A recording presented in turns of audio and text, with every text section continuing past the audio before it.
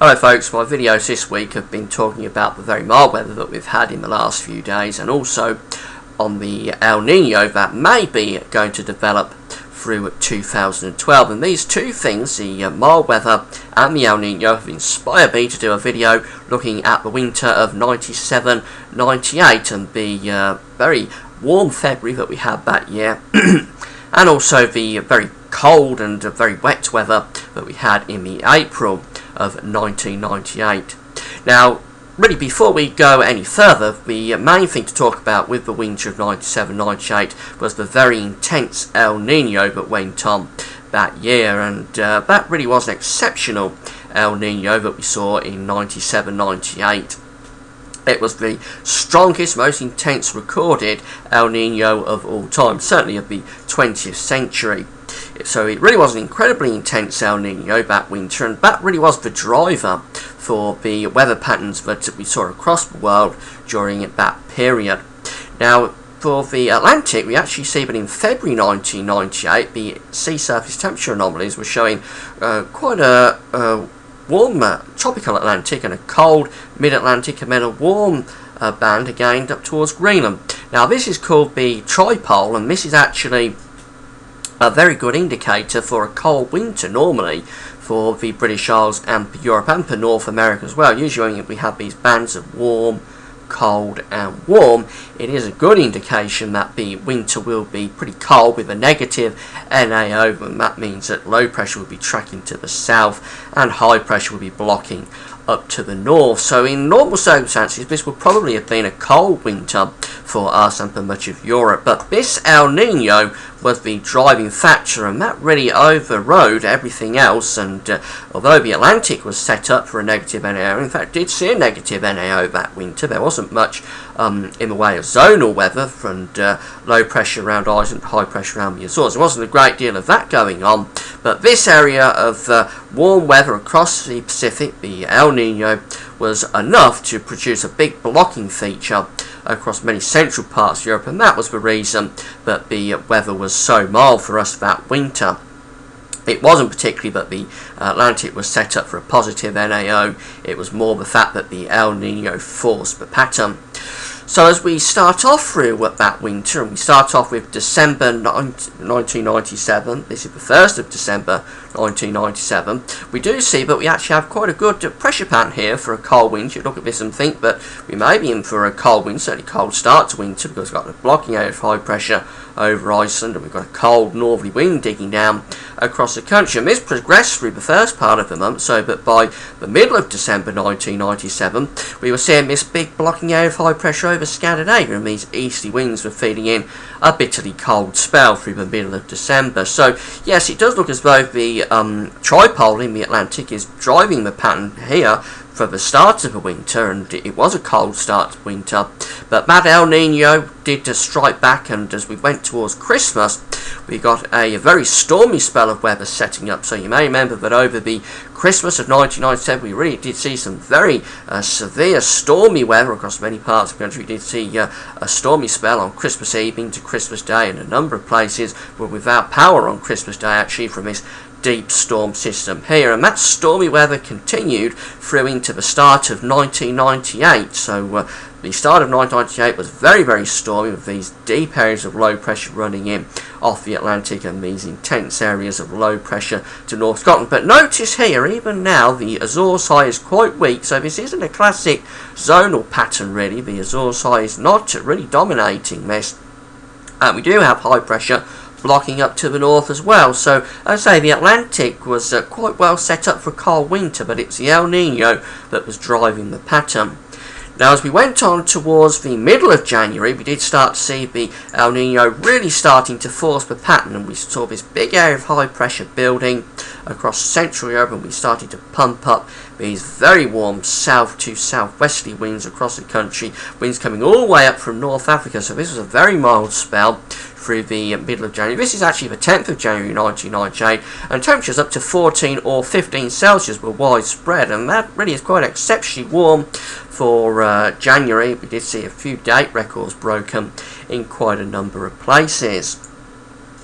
As we went on into the middle of January, that warm spell broke down and we got a little bit of a high pressure building across the country, so it did turn cooler into the second half of January. There was some quite frosty weather, and notice we've got easterly winds to the south. This is very close to being a cold winter, it does have to be said. All it would have taken was for this high pressure to be a little bit further north, and it would have been quite cold through much of the winter. But that El Nino was forcing the pattern, and as we went on into the February, we did start to see that very warm air beginning to become established once again. January was the teaser, the 10th of January, that was the teaser, but it was really into February that warm air started to develop. We see this area of high pressure building across France. This is perhaps a little bit more of a classic zonal situation, but even now we've still got some blocking to the north of the country up over the pole. But it was this area of high pressure over the continent again that was forcing the pattern.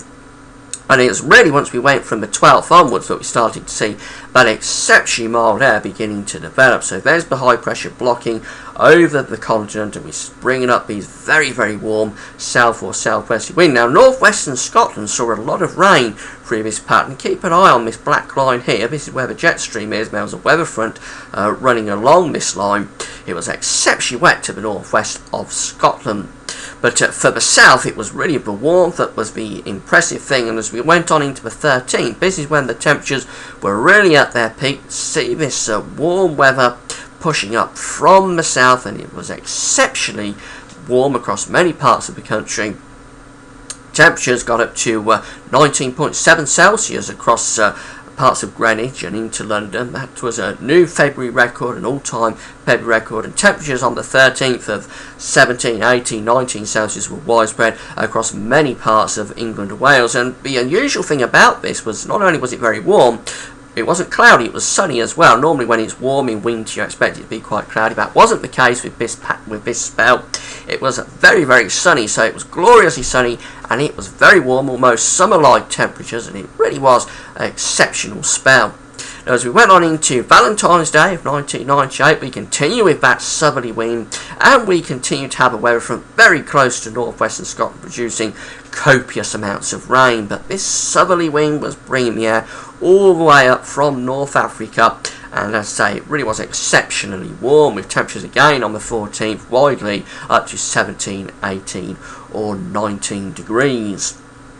And it continued into the 15th. It was a little bit cooler, if anything, on the 15th, but still very warm indeed. And it wasn't really until we got through to the 16th of February that we saw a cooler push of air flattening off that high pressure, and as I say, bringing some cooler air in from the west. But this was a very, very exceptional spell of weather through the middle of February 1998, and February 1998 was actually the joint warmest February on the CET record with 1990 of the 20th century.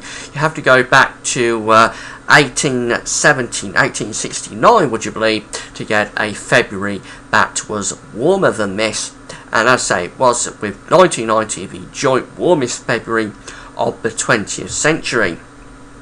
But the winter wasn't finished with us yet, and as we move on into the April of 1998, we do see that the El Nino is rapidly starting to weaken, and it was beginning to head towards La Nina territory. There's this cold area down here across the south. That was the very beginnings of La Nina. So yes, El Nino was easing off, and we still have a pretty good Atlantic pattern for cold weather. We still have the warm weather through the tropical Atlantic, the colder band here through the mid-Atlantic, and then warm area again around Greenland. So as I say, this was still a pretty good pattern in the Atlantic for cold weather, and with the El Nino easing off, we started to see the kind of pattern that we probably would have had through the winter of 97-98 had it not been for that El Nino. So as we move on into April 1998, this is the pressure pattern for the 7th of April 1998. You can see the situation is completely different. We've got a big blocking area of high pressure in the Atlantic, and that's ridging up towards Greenland. The NAO is negative, and North Atlantic Oscillation is negative here, with blocking to the north and low pressure sinking southwards across the British Isles, with this very cold northerly wind beginning to establish. Now, this was the wettest April since 1818, and it was also the coldest April since 1989 up to that point. And you'll see the reason why as we run on through these charts. We can see this line here, this little area of low pressure here is quite important. This was a little low pressure developing to the north of the country, and as that swung southwards it started to run into warmer air trying to come up from the south, and the result was explosive. This area of low pressure formed across England and Wales, and it was on the northern edge of this low pressure that we had some tremendous rainfall on the 9th of April 1998. This was Maundy Thursday, and we saw very severe flooding across much of the Midlands and into East Anglia.